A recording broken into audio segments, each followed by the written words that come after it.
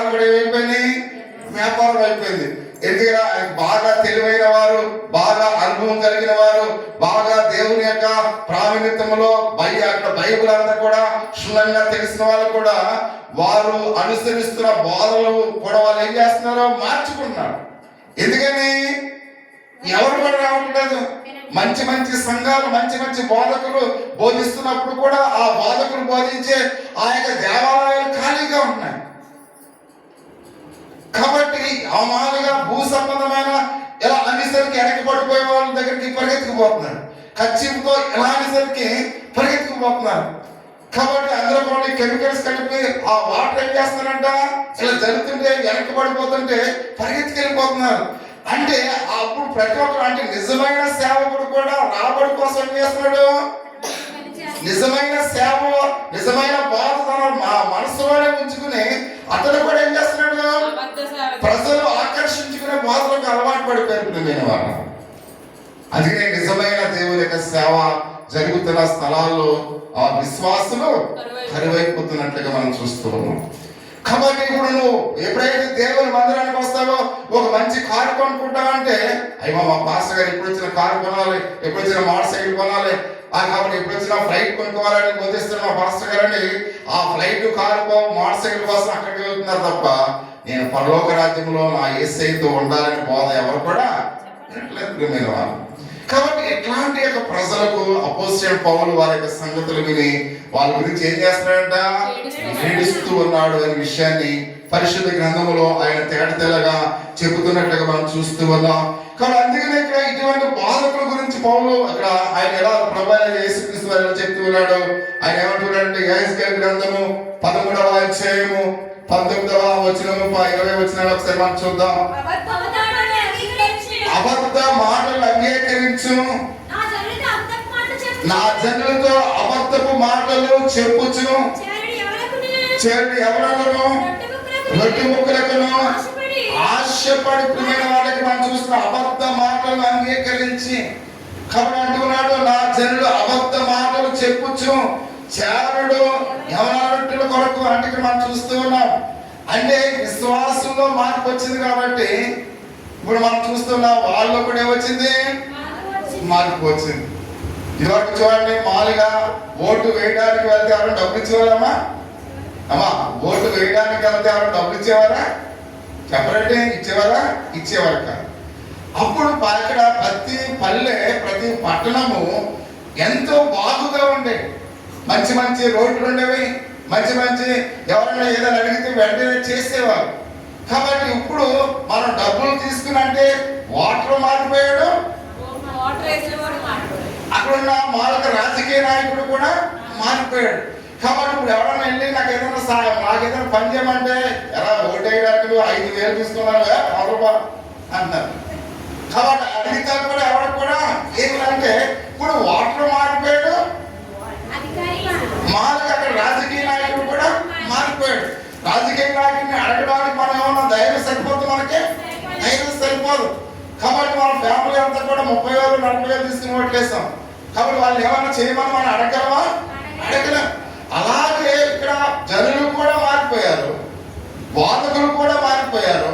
కాబట్టి బాధకులు ఎలా ఉన్నారంటే అక్కడ మనం చూసినట్టు యవన ముక్కలకు ఆశపడి మరణానికి పాత్రులు కాని వారిని చంపుచు వారికి మనం చూస్తున్నాం. ప్రియమైన వాళ్ళు వినాలి ఒకసారి నా మాట వినాలి. అంటే ఇక్కడ కేవలం రొట్టె ముక్కలకు ఆశపడిన సేవకులు ఎలా ఉన్నారంట, మరణానికంటే నిజమైన విశ్వాసం చంపేస్తూ ఉన్నారు, నిజమైన బోధ వినేవాళ్ళని చంపేస్తూ ఉన్నారు. అంటే వారు ఏదైతే రక్షణ పొంది పరలోకానికి నడిపిస్తుందో ఆ బోధ ఇప్పుడు వరకు పూర్వం నుంచి మీరు విన్నారు. మీకు అర్థమవుతుందా? పూర్వం నుంచి ఆ బోధను మీరు విన్నారు. కాబట్టి పూర్వంలో ఉన్న సేవకులు ఆత్మరక్షణ వాళ్ళు బోధించేవారు, వాళ్ళ డబ్బుల గురించి ఆలోచించేవారు కాదు, అందుకే వాళ్ళ యొక్క పేరు ప్రఖ్యాతుల గురించి ఆలోచించేవారు కాదు. అందుకనే వాళ్ళు సైకిల్ మీద నడిచేవారు, డబ్బు పట్టుకుని నడుచుకుంటూ వెళ్ళేవారు. ఇప్పుడు అలా డబ్బు పట్టుకుని నడుచుకుంటూ సైకిల్ మీద వెళ్ళే సేవకులు మీరు ఎప్పుడైనా చూసారా? చూడలేదు మేము. అంటే కాబట్టి మనం చూస్తున్నట్టు ఈ రొట్టె మొక్కలకు ఆశపడి, కాబట్టి ఇక్కడ చూడండి దేవుని యొక్క సేవకులు నిజమైన విశ్వాసులను వాళ్ళు ఏం చేస్తున్నారు, చంపుతూ ఉన్నారు. ఈ మాట మీకు అర్థమైందా? అంటే నిజమైన విశ్వాసం, నిజమైన బోధ వినే వాళ్ళని వారు ఏం చేస్తున్నారంట? చంపుతూ ఉన్నారు. రెండవ మాట మనం చూస్తూ ఉన్నాం, బ్రతుకుటకు అపాత్రులైన వారిని బ్రతికించుచు ప్రియమైన వాళ్ళ. అంటే ఇప్పుడు ఎవరున్నారు సంఘంలో? ఎందుకు పనికిరారు వాళ్ళు? వాక్యం తెలియదు వాళ్ళకి. వాక్యం తెలుసా? వాక్యం తెలియదు. కాబట్టి వాక్యం తెలియదు వాళ్ళకి ఇప్పుడు ఏం చేస్తున్నారు వాళ్ళు? నువ్వు దీవించబడతావు, కాబట్టి నువ్వు వర్ధిల్లుతావు, నువ్వు ఆశ్రయింపబడతావు. దేవుని మాట నువ్వు విన్నావంటే చాలా, అంటే వినకపోయినా కానీ ఆశ్రమం. అంటే ఇప్పుడేమో వాళ్ళకి నిజమైన విశ్వాసం ఏమో చంపేస్తున్నారు. ఇప్పుడు ఎవరైతే అసలు దేవుడు అంటే తెలియదు, వాక్యం అంటే తెలియదు, అటువంటి వారిని ఏం చేస్తున్నారు? నీదే పరలోకం, నువ్వే పరలోకంలో ఉంటావు అంటే. కాబట్టి ఇక్కడ మనం చూసినట్టే నిజమైన విశ్వాసం అని చంపుతూ ఉన్నారు. అసలు పరలోకానికి పాత్రులు కాని వారు నీవు ఎలా ఉన్నారు? మీరే పరలోకంగా ఉంటారని చెప్తున్నారు. అంటే సేవకుడు దేని గురించి ఆశపడుతున్నాడు? యవన రొట్టెల కొరకు. అంటే రొట్టెలు అంటే వారి యొక్క ఇచ్చే కానుకల కొరకు, వారిచ్చే డబ్బుల కోసం, వారిచ్చే ఆ మానవ సుఖ సంతోషాల కోసం ఆశపడి దేవుని బోధను కూడా తప్పు చేసిన వాడినేమో నువ్వే రైట్ అంటున్నారు, విశ్వాసంతో ఉన్నవాడేమో నీవే రాంగ్ అంటున్నారు.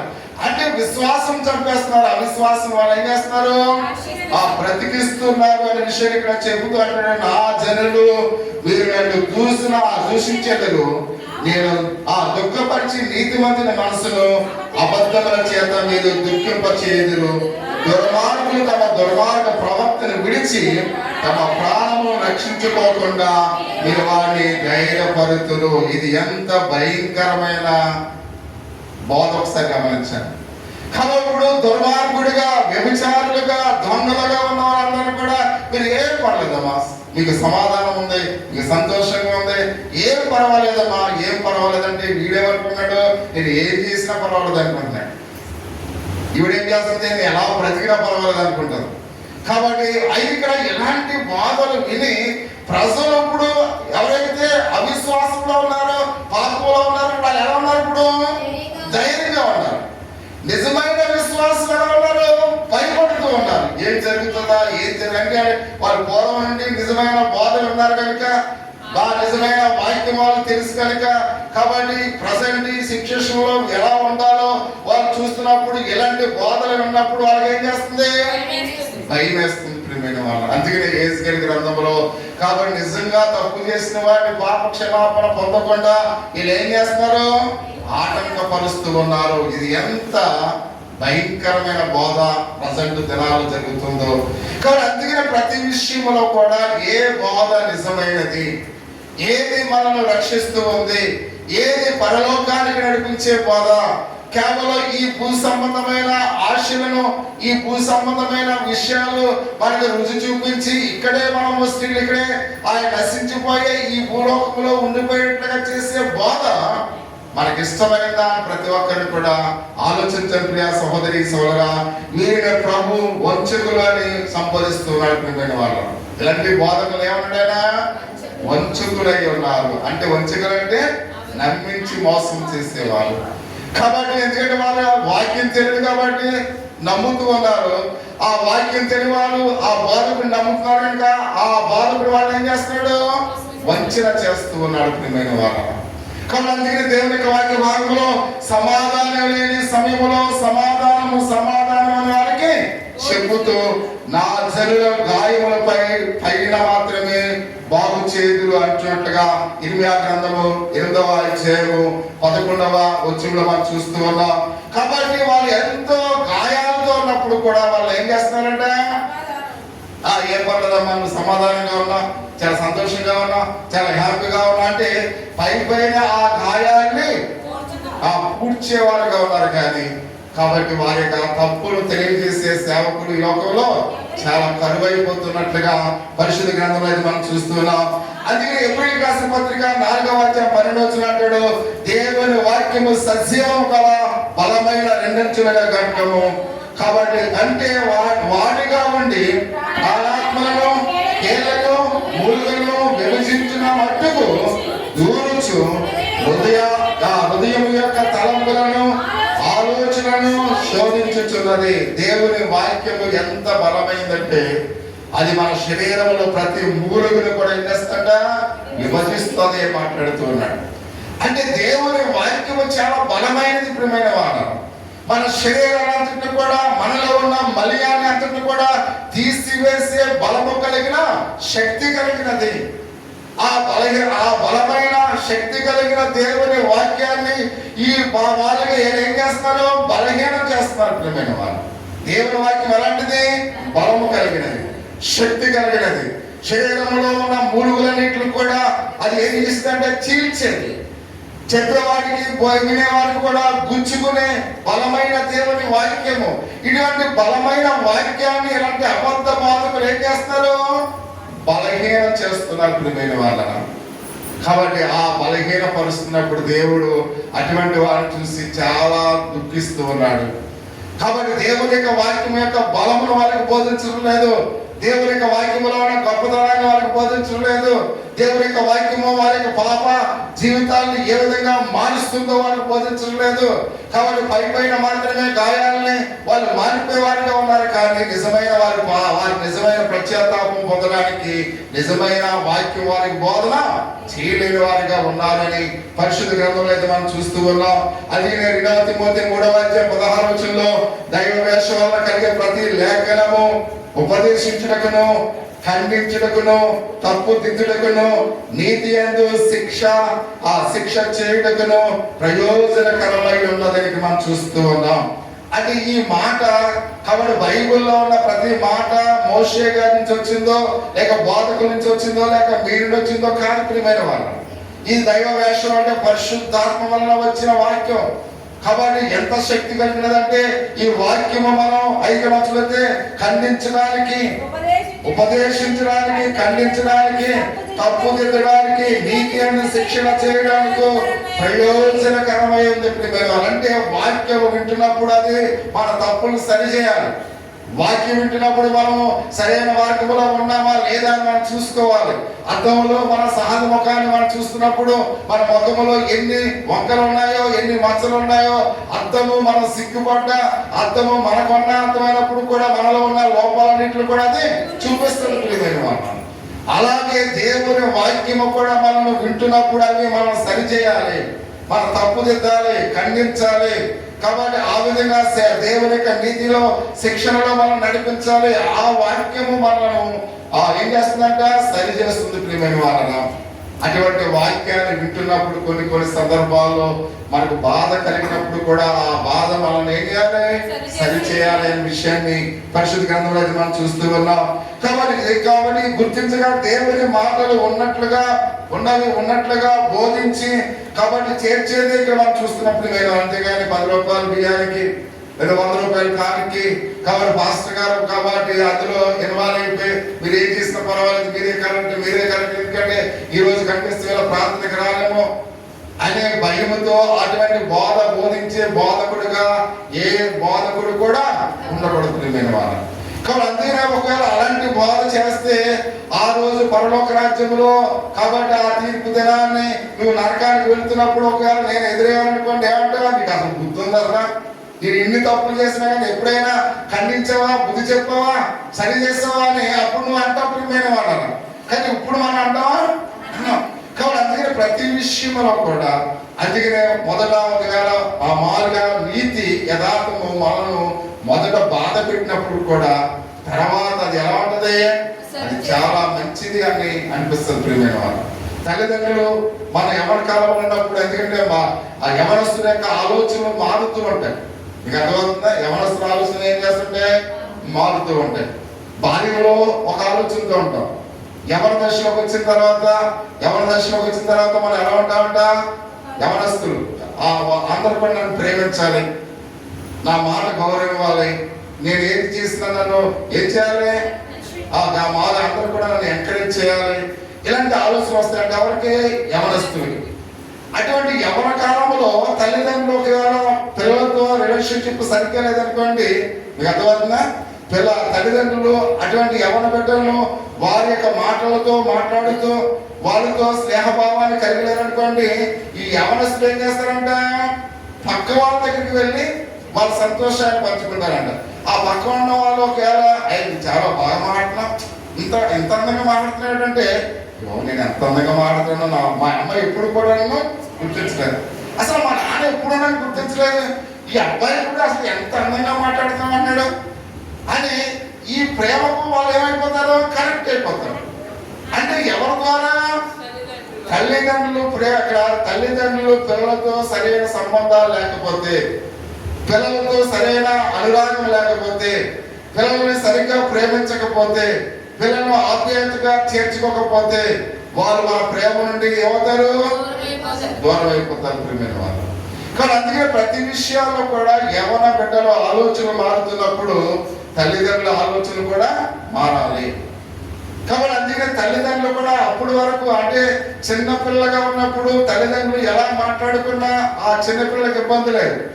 వాళ్ళు ఎదుగొచ్చిన తర్వాత యవ్వన కాలంలోకి వచ్చిన తర్వాత వాళ్ళు ఎదుట తల్లిదండ్రులు సరిగ్గా వసతానే ఉండాలి, తల్లిదండ్రులు ఆయా సరిగ్గా మాట్లాడుకోవాలి.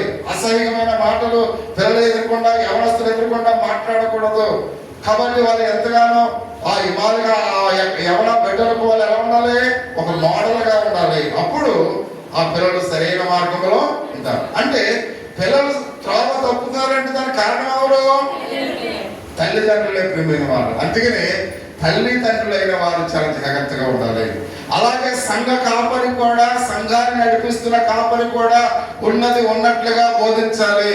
కాబట్టి వీళ్ళు రాళ్ళే, ఒకవేళ మనం ఖండిస్తే వీళ్ళు రాలేమో, ఈ ఫ్యామిలీ అంతా వెళ్ళిపోతారుగా, ఇలా 10 మంది ఉన్నారు 10 మంది వెళ్ళిపోతారు అంటే దేవుడే మార్గాన్ని తెలుస్తాడు ప్రియమైన వారు. ఒకరు వెళ్ళిపోతే వేరొక మార్గాన్ని తెలుస్తాడు. కాబట్టి అందుకని ఎప్పుడు కూడా సంఘ కాపరి కాబట్టి తన యొక్క నియమ నిబంధనలు ఎప్పుడు పాటిస్తూ ఉండాలి. కానీ వీళ్ళు రారేమో అని అసత్యాన్ని సత్యంగా బోధించే సంఘ కాపరి ఉన్నట్లయితే ఆ సంఘం అంతా కూడా నిత్య నరకానికి పోతుంది ప్రియ సహోదరి. అందుకనే ఒకవేళ ఎవరు రాలేదనుకోండి, ఒకవేళ ఆ మామూలుగా దైవజనుడి మాటలు అందరినీ కూడా ఒకవేళ ఆ సరైన మార్గంలో నడిపించలేని ఆ పరిస్థితుల్లో కాబట్టి ఒకవేళ సంఘం అంతా కూడా వెళ్ళిపోయింది అనుకోండి, తన కుటుంబం అంతా కూడా ఒకవేళ నోవాహు తన కుటుంబం అంతా ఎక్కడున్నారు, రక్షింపబడ్డారు వాళ్ళు. కాబట్టి అందుకనే కాబట్టి పాడైపోయినతో పాడైపోయేదానికన్నా తన కుటుంబాన్ని రక్షించుకున్న దేవునికి ఇష్టమైన వాళ్ళు. అందుకని ఎప్పుడు కూడా ప్రతి విషయంలో కూడా మన యథార్థత మనం ఎప్పుడు కూడా విడిచిపెట్టకూడదు. ఎవరు మనతో ఉన్నా ఎవరు మనతో లేకపోయినా కాబట్టి మన యథార్థతను మాత్రము మన నీతిని మాత్రం మనం ఎప్పుడు కూడా విడిచిపెట్టకూడదు. అది నిన్నన్నా కాపాడుతుంది. అర్థమవుతుందా? ఆ నీతి ఎప్పుడైనా నిన్ను అయినా కాపాడుతుంది, నీ కుటుంబాన్ని కాపాడుతుంది, నీ మాట విన్న వాళ్ళని కాపాడుతుంది. అందుకనే నీతి ఎల్లప్పుడూ కూడా నిలిచే ఉంటుంది ప్రియమైన వాళ్ళ. అది ఎప్పుడు కూడా తొలగిపోదు అనే విషయాన్ని మనం గమనించాలి. అసత్యము ఎప్పుడు అది పోతుందో ఎవరు కూడా తెలియదు. అది మట్టి గోడ మీద మర్చిపోతగానే ఉంటుంది అనే విషయాన్ని ప్రతి ఒక్కరిని కూడా గమనించవలసినట్టుగా మనం చూస్తున్నాం. చివరిగా ఒక మాట చదివి ప్రార్థన చేసుకుందాం. కాబట్టి రక్షణ లేని వారుగా ఆశీర్వాదాలు కొరకించే ఒకవేళ బోధించే వారుగా ఒకవేళ ఉన్నట్లయితే ఆ బాధ కూడా ఏమన్నట మట్టి గోడ మీద గచ్చిపోత వేసినట్లే కదా ప్రతి ఒక్కరిని కూడా గమనించాలి. చివరిగా అపోస్తలుల కార్యములు 8వ అధ్యాయం 20-23 వచనాల్లో గారుడి సీమోను అనే ఒక ఆయన గురించి మనం చూస్తూ ఉన్నాం. అతడు ధనాన్ని పేతురు ముందు పెట్టి ఆత్మ సంబంధమైన అధికారము కోరగా పేతురు ఆ డబ్బుకు ఆశించి అపోస్తలుల కార్యం 8వ అధ్యాయము అందుకు పేతురు ద్రవ్యమిచ్చి దేవుని వరము సంపాదించుకుందని అక్కడ మనం చూస్తున్నాం. ఇదంతా చదవడానికి సమయం లేదు. కానీ ఇక్కడ సీమోను ఎప్పుడైతే పేతురు దేవుని యొక్క సేవను ఉన్నట్టుగా ఆయన చేసే సేవకుడు ఎవరు? పేతురు. కాబట్టి పేతురికి ప్రజల యొక్క అభిమానం పెరిగిపోతుంది. ప్రజల్లో పేతురికి ఎంతో పేరు ప్రఖ్యాతులు వస్తూ ఉన్నాయి. ఇవన్నీ కూడా ఎవరు చూస్తున్నారు? గారడీ సీమోను చూస్తూ ఉన్నాడు. కాబట్టి గారడీ సీమోను కాబట్టి అతను చాలా ధనవంతుడై ఉన్నాడు. గారడీ సీమోను ఎలా ఉన్నాడు? ధనవంతుడై ఉన్నాడు. కాబట్టి ఇప్పుడు ఆ ధనవంతుడైన గారడీ సీమోనుకు ఇప్పుడు ఏమనిపించింది? పేతురుకు ఎటువంటి పేరు ఉందో ఆ పేరు నేను కూడా పొందాలి. కాబట్టి పేతురు దగ్గరికి వచ్చాడు. ఈ పేరు ప్రఖ్యాతులకు ఎలా వస్తున్నాయి? కాబట్టి నీకు ఏ అధికారం ఉందో ఆ అధికారం నాకు కావాలి. అది కొంత డబ్బులు తీసుకెళ్లి పేతురు ముందు ఉంచేది ప్రియమైన వాళ్ళ. కాబట్టి నువ్వు కలిగి ఉన్న అధికారం, నువ్వు కలిగి ఉన్న పేరు ప్రఖ్యాతులన్నీ కూడా నాకు కావాలని అడుగుతున్నప్పుడు పేతురు ఏ మాట చెప్తున్నాడు ఒకసారి మనం గమనించినట్లయితే, కాబట్టి ఈ నీ చెడుతనము మానుకుని మారు మనసు పొంది ప్రభువుని వేడుకము. ఒకవేళ నీ హృదయ ఆలోచన క్షమించబడి వచ్చును, నీవు ఘోర దుష్టత్వములో దుర్నీతి బంధకములో ఉన్నట్లుగా నాకు కనబడుచున్నది. అంటే నీ హృదయము మారలేదు, నీ యొక్క దుర్నీతి మారలేదు, నీ ఆలోచన మారలేదు, నువ్వు ఏమి మారకుండా దేవుని యొక్క విశ్వాసంలో నువ్వు సరిగ్గా ఉన్నావో లేదో చూసుకోకుండా నాకున్న పేరు ప్రఖ్యాతులు నీకు ఉండాలంటే అది వీలయ్యేంత వరకు పని కాదు. కాబట్టి నీలో నేను చూస్తున్నప్పుడు నీ దుష్టత్వము నీలోనే ఉన్నట్లుగా నాకు కనిపిస్తూ ఉంది. అంటే ద్రవ్యముతో ధనముతో మనం పేరు ప్రఖ్యాతులు ఏ మాత్రము కూడా సంపాదించలేని ప్రియమైన వాళ్ళ. కాబట్టి నీ క్రియలు సరిగ్గా ఉండాలి, నీ ఆలోచన సరిగ్గా ఉండాలి, నీ ఉద్దేశాలు సరిగ్గా ఉండాలి. నువ్వు పేదవాడు అయినా ఆ యొక్క నీ నీతి నేను ప్రయోజకుడిగా కనిపిస్తుంది ప్రియమైన వాళ్ళ.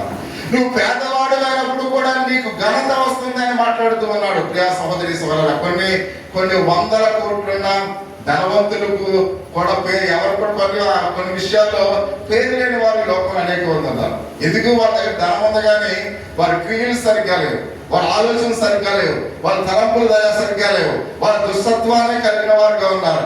కాబట్టి ధనం ఉన్నప్పుడు కూడా వాళ్ళ పేరు ప్రఖ్యాతులు అది ధనంతో కొనుక్కునేవి కాదు. కాబట్టి పేరు ప్రఖ్యాతులు అనేవి నీ జీవితాన్ని ప్రజలు చూస్తూ ఉంటారు, నీ ఆలోచన ప్రజలు చూస్తూ ఉంటారు, నీ ఉద్దేశాలు ప్రజలు చూస్తూ ఉంటారు, నువ్వు చేసే పనులు ప్రజలు చూస్తూ ఉంటారు. అందుకనే నువ్వు చేసే క్రియలను బట్టి నీకు మంచి పేరు వస్తుంది ప్రియమైన వాళ్ళ. అందుకనే ఇక్కడ మనం చూస్తూ ఉన్నాం. కాబట్టి ఈ పేరు ప్రఖ్యాతులు అనేవి ధనంతో వచ్చేవి కాదు అనే విషయాన్ని గమనించాలి. కాబట్టి అందుకనే పేరు ప్రఖ్యాతులు అనేవి నీకు ధనం ఉన్నా లేకపోయినా నీ గుణం సరైనదిగా ఉంటే పేరు ప్రఖ్యాతులు వస్తాయి ప్రియమైన వాళ్ళ. నువ్వు ఎంత పేదవాడమైనా నీ గుణం బాగుంటే దేవుడు నిన్ను బహుగా వృద్ధిలోకి తీసుకొస్తాడు. నీ గుణం మంచిదైతే దేవుడు ఉన్నతమైన స్థితిలో నిన్ను ఉంచుతాడు. నీ గుణం బాగుంటే ఆయన నీ జీవితంలో ఆయన ఎత్తైన శిఖరానికి నిన్ను నడిపిస్తాడు ప్రియమైన వాళ్ళు. ఎత్తైన కొండలు నిన్ను ఎక్కిస్తాడు అనే విషయాన్ని మనం చూస్తూ ఉన్నాం. కాబట్టి ఇది నడిపించేది నీ దగ్గర ఉన్న డబ్బులు కాదు, నీ దగ్గర ఉన్న ఆస్తుపాస్తులు కాదు, నీ దగ్గర ఉన్న బంగారం కాదు, నీ దగ్గర ఉన్న పొలాలు కాదు, నీ దగ్గర ఉన్నవి ఏమి కాదు ప్రియమైన వాళ్ళ. మన మనస్సు సరైనదిగా ఉండాలి. మన మనస్సు సరిగా ఉంటే మనం నిన్న ఇప్పుడు ఒకసారి వాట్సాప్ లో మనం చూసాను, ఎవరో పెట్టినప్పుడు నువ్వు ముహూర్తం పెట్టి నువ్వు మామూలుగా ఆచార సంబంధమైన ముహూర్తం పెట్టి వివాహం చేయడం కాదు, వివాహంలో జతపరచబడుతున్న ఇద్దరు మనసులు సరైనగా ఉంటే ఆ యొక్క కాపురం ఎంతో అందంగా ఉంటుంది. అంతేగాని నువ్వు నీ ముహూర్తం వల్ల వాళ్ళ యొక్క కాపురాలు సరిగ్గా అదే ఆ కాపురము పవిత్రమైనదిగా పరిశుద్ధమైనదిగా ఉండాలంటే ఇద్దరు మనసులు ఏకంగా ఉండాలి ప్రియమైన వాళ్ళ.